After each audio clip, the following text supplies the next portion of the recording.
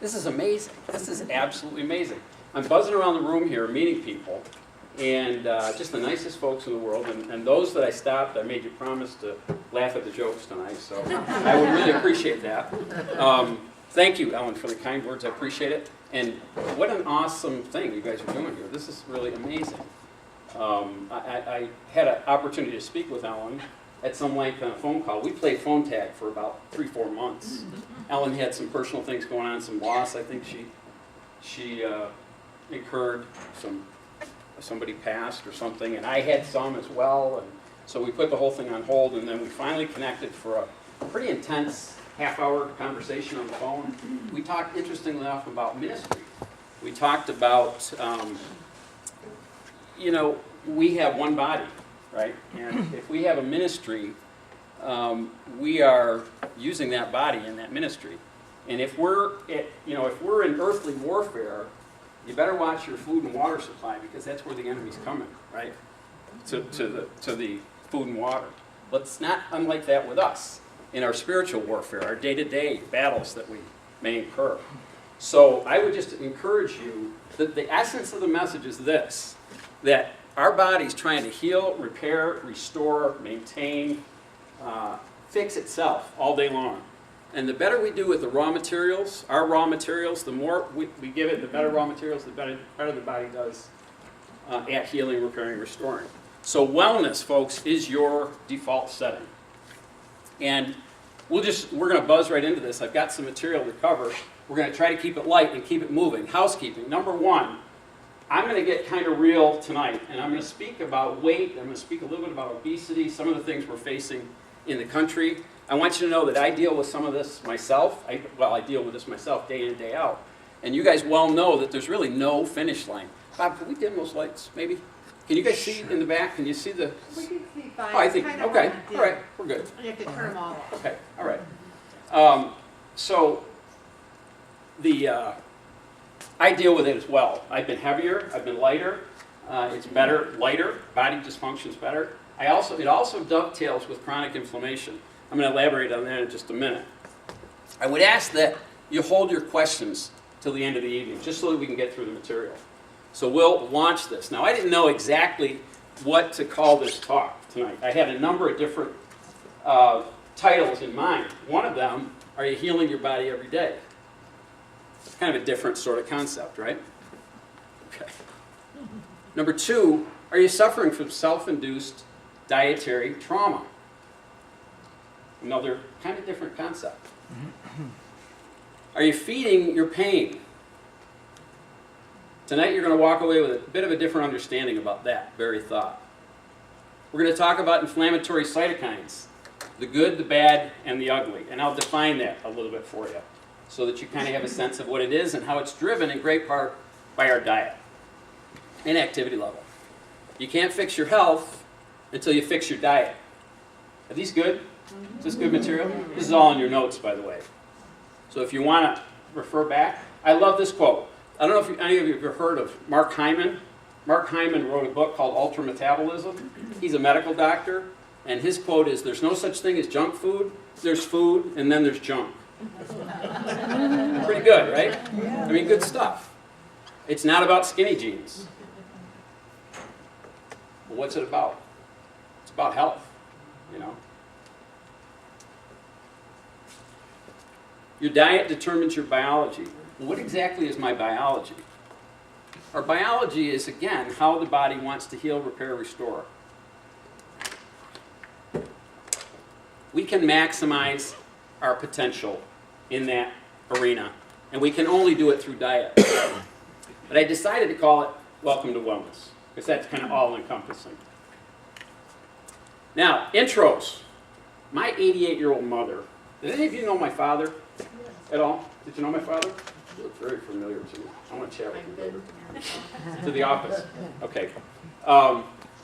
Anybody know my mom? Did you know my mom? Okay. Mom is 88 years old. Chris out back knows my mom too. Mom's 88 years old. She was going to come tonight. But she's a great 88. She's pretty mobile. She's on a cane. She's sharp as a tack. But she's afraid of the cold, and she's afraid of the ice. And so she's got a bad knee, so she's gracefully bowed out.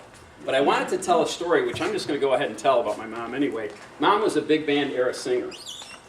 And I like to have her stand up, and I like to show this picture. This was circa 1943 or so. My mother, right there at the mic, in the Hubie Heatwell Orchestra, which was out of Burlington, North Carolina. Here's another shot of my mom. Miss Dottie Stubbs, popular radio artist and featured vocalist with the Hubie Heatwell and his orchestra. My mom and dad met in a band. He was a tenor sax player. She was a big band singer. Kind of neat. It's a lot of fun. It's fun now. It's way fun when she's here. So the other lady in my life that I'd like to introduce is my bride, Lisa, out back. My ever-loving. Stand up, hon. Now, this was a picture of us on a cruise, interestingly enough. Imagine being named Cruse and going on a cruise, right? Okay, it got confusing sometimes. But this was our 15th anniversary. We just celebrated 26 years. Thank you. Thank you. I married, there's no question about it, I married up. But if you look at Lisa in this picture and you look at her today, she hasn't changed. Now me, I'm kind of getting white, kind of getting gray, but she's just not changing. She's just, she's beautiful, and I definitely married up. No two ways about it. So, on to our material, now that we've had a little fun. Fundamental Principle 101, the food that we eat either makes us more healthy or less healthy. Those are our options. Kind of interesting, huh? Oh, and here's my dad. Remember my dad? My dad practiced till he was 83 years old.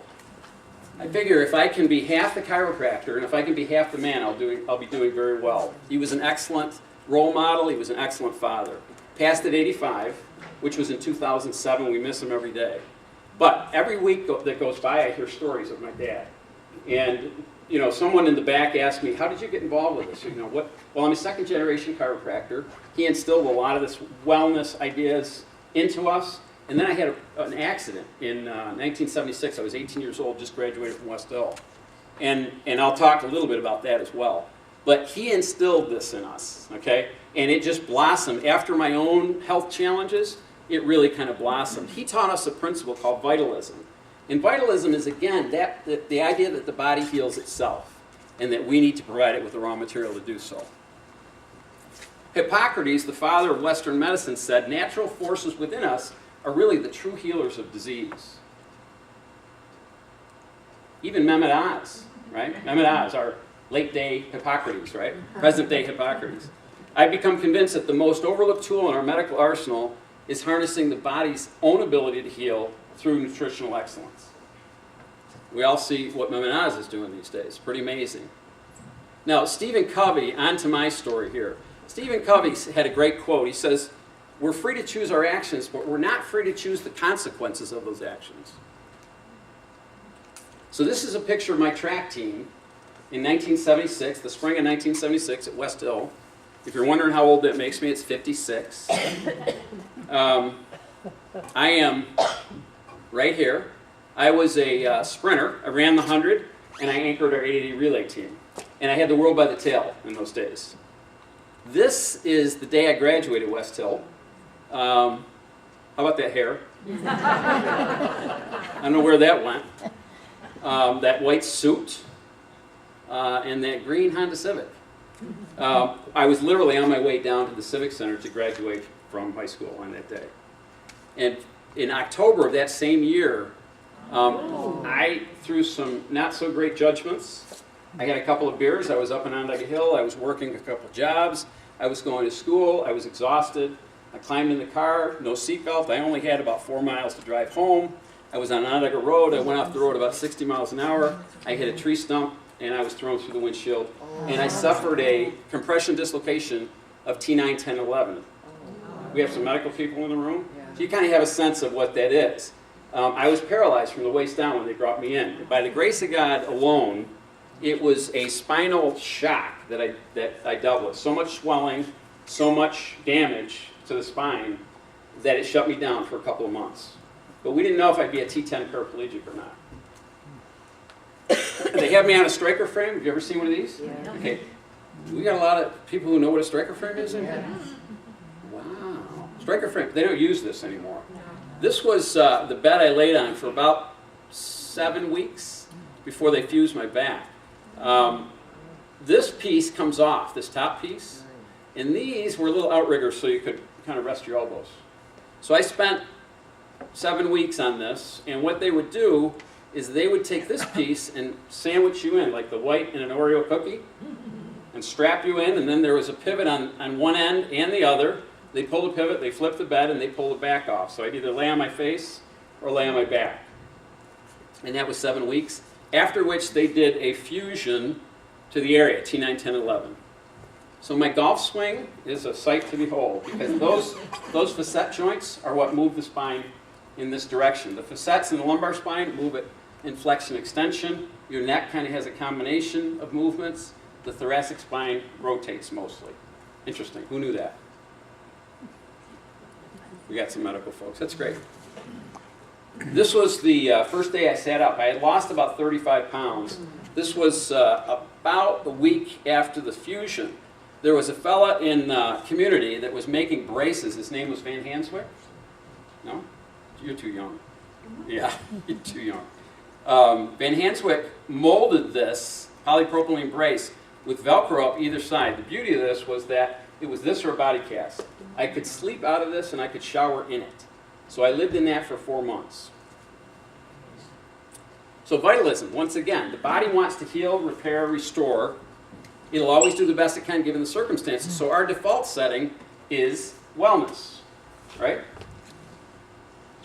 This was taken, probably the best turn I ever made.